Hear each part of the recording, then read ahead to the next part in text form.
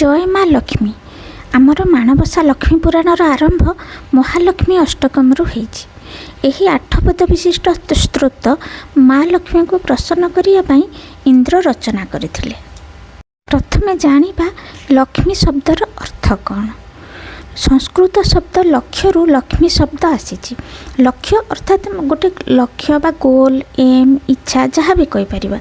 तेणु लक्ष्य पूरण पर जो दैवी शक्ति को आराधना करवा से हेले माँ लक्ष्मी।